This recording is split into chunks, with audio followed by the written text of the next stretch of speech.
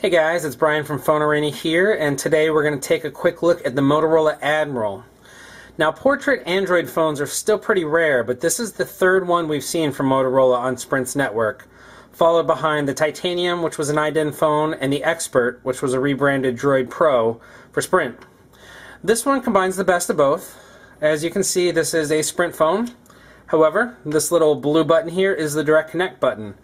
This is one of the new devices that run Sprint Direct Connect over the EVDO network. So we have the best of both worlds in terms of the call quality and speed of iDen and the quickness of a 3G device. Overall, we really like the design. You can see there's a lot of very sharp angling here, and this makes the phone very comfortable in the hand to hold. The keyboard has also been reworked. It's very easy. You have a little bit of a press on here, and you can't hear it right now, but there's a little bit of pop when you press that. But the keys are also very soft. Definitely reminds us kind of the BlackBerry Bold, which is an excellent thing. So overall, we really like what they've done with this redesign, really like what they've done with the keyboard. You can see that they still have a 3.1-inch display, but the resolution is now up to VGA, which just makes it crisper, it makes it easier to see.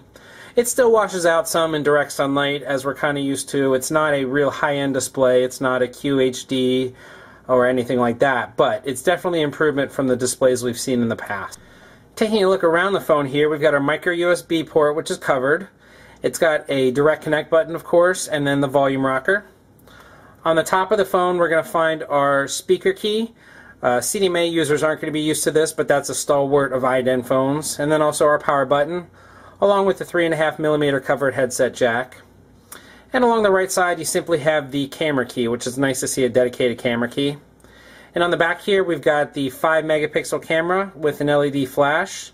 As you can see, there's also some texturing to the back, and there's some soft touch coating on here, so the phone feels really good in the hand. We like the balance of weight and the design and all that stuff overall. It just feels very solid. It is a military spec phone as well. It's dust shock, vibration, low temperatures, high temperatures. It is not, however, water resistant in any way, shape, or form, which is a little bit of a disappointment, but then again, we can't have our cake and eat it too. This interface is what we saw pretty much with the Motorola Photon 4G.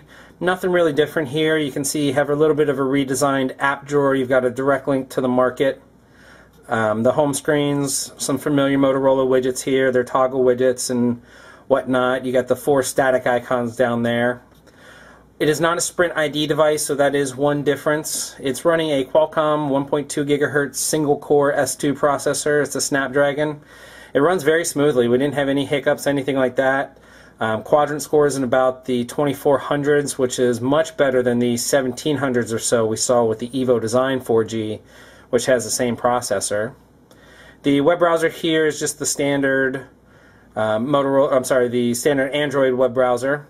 Runs pretty smoothly. It's not perfect. There's a little hiccup every now and again, which it's not doing for us, but it's nothing that actually deters from the process. It's just graphically it can't quite keep up with quick zooms all the time, but it doesn't affect the performance. It doesn't really stutter so much as it just kind of stops for a second while it's zooming and then resumes in the bigger spot. But overall, the browser is really good.